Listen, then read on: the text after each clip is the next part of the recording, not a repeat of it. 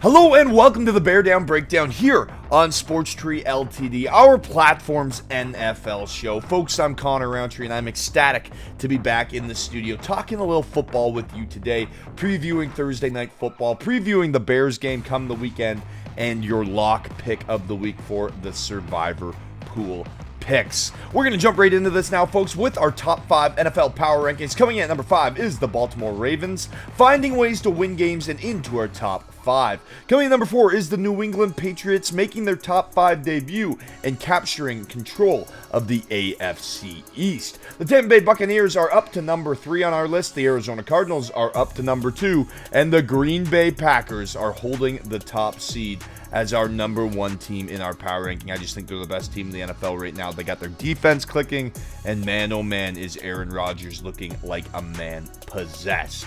Getting into our bump and stump of the week now, folks. Our stump of the week has to go to Brian Kelly. Not because he took the LSU job. That's better for his career. It's better for his family. He's going to make more money. The reason why he's a stump is because he let that become a distraction from his team. Notre Dame is currently ranked 6th in the nation. If everything goes well this weekend, Cincinnati loses, another couple losses come on the board, they could be up and into the top for the college football playoffs. And Brian Kelly is letting this become a distraction.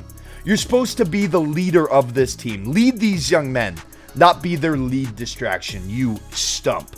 Keeping things in the realm of college football, folks, for our bump of the week has to go to the Cincinnati Bearcats. They look to become the first group of 5 team ever invited into the college football playoff. All they have to do this weekend is beat Houston at Nippert Stadium at home in Cincy, and what a story it would be if they're able to win the American Athletic Conference title game and go on and punch their ticket to the college football playoff. Cincinnati, you're the underdogs, and we're riding with that story. Unless you lose, in which case Notre Dame gets in, and my fandom of Notre Dame, hey, everything works out. But hey, Cincinnati, you got a bump of the week. Brian Kelly, don't be such a stump. Getting into our fantasy up and down now, folks, to make your teams a little more competitive for this fantasy playoff push heading into week 13. A running back that you got to put up and into your lineup and start is Mark Ingram.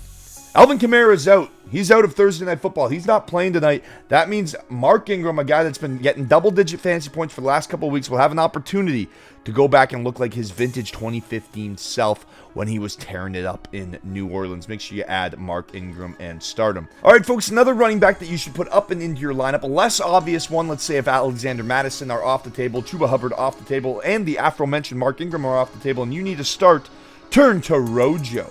Yes, he's taking a backseat to playoff Lenny, but he's putting up double-digit points as a backup in the second half. I like him to have another big second half for the Buccaneers as they lay a beating on the Atlanta Falcons this week.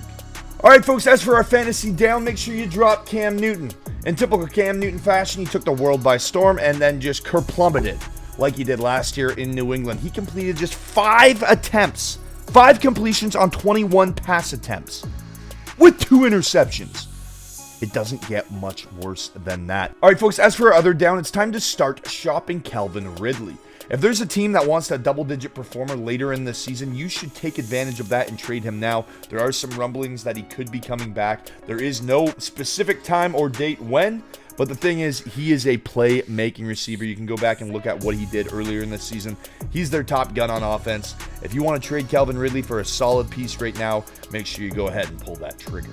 Folks, as for my performance update, my picks in the NFL this season across this Sports Tree platform, I'm 77-28-1 with my head-to-head picks, hovering right above 73%. We got a few more picks this week to get you back into the win column, but before we do that, we have to break down the Bears and Lions game from last week. The big takeaway is Matt Nagy coached a good game. He was able to manage the game clock. In the previous 2 weeks, 2 consecutive contests, the Bears lost consecutive games because of Matt Nagy's game management. Against the Steelers, Justin Fields led the Bears down the field. They scored with only 2 minutes left. Steelers came back and won the game. With Andy Dalton under center, at home against the Ravens, Bears drive the field, score, Ravens come back, score, win the game. This time the Bears got the ball with 8 minutes left, drove the field, and decided to kick a field goal and run the clock down.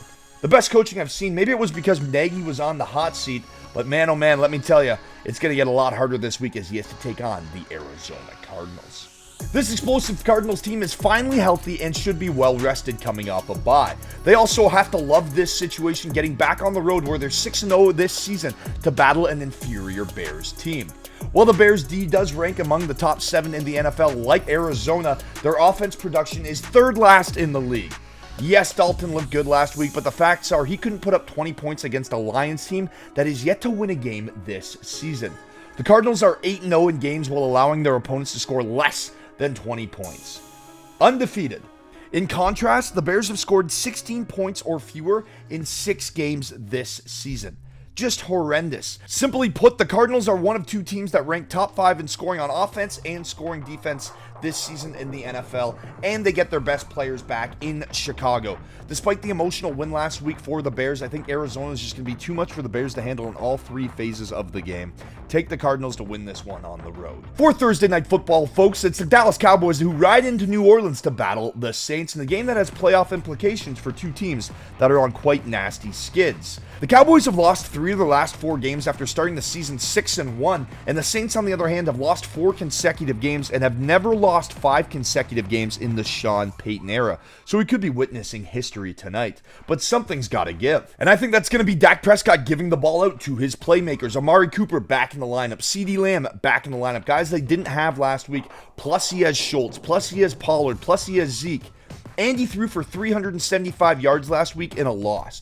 Dak is on fire. On the other side of the ball, the Saints are missing their best offensive weapon. They haven't won since week 8. They haven't won a game without Alvin Kamara in the lineup this season. Kamara is out again tonight.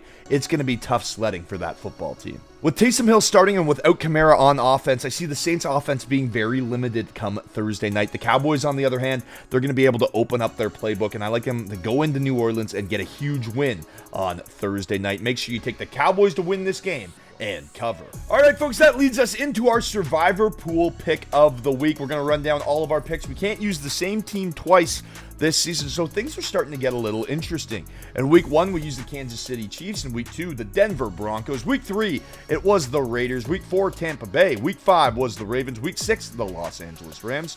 Week 7, the Arizona Cardinals. Week 8, we used the Cincinnati Bengals, but they lost. Week 9, we used the Buffalo Bills, but they lost. We got back into the winning ways with the Indianapolis Colts, the Tennessee Titans, and I took the Chicago Bears last week on Thanksgiving because I got those big cojones. This week, folks, the pick is in. It is the San Francisco 49ers. And this pick isn't so much based off my faith in San Francisco, it's my lack of faith in Seattle. The Seahawks rank bottom 3 in the league in both offense and defense, and Russell Wilson has lost 3 consecutive starts, averaging less than 10 points scored per game. In contrast, folks, Jimmy G has won 3 consecutive starts, and he's led his offense to post nearly 32 points per game in that span. He also has the longest streak of his career right now, folks, with a passer rating of 90+ in 5 consecutive contests. San Francisco's hot, Seattle is cold. Give me the Niners to win this divisional slugfest come Sunday. All right, folks, for your trivia question on this week's edition of the Bear Down Breakdown, to get in to win a pair of NFL tickets to see your favorite teams play live, we're not kidding about that. Last season, season 1, we just handed away the tickets. Our winner, she's going to go see the Bills play the Pats this coming Monday night. Going to be a great, great game. If you want your pair of tickets, make sure you answer this question. Which college football coach won the national title with both Florida and Ohio State? Head on over to sportstree.ltd.com right now. Hit sign up or subscribe. And remember, an upgrade in your subscription is an upgrade in your chances of winning up to $15,000 a year and tickets to see your favorite teams play live. Folks, I'm Rowntree, and remember to hit it hard.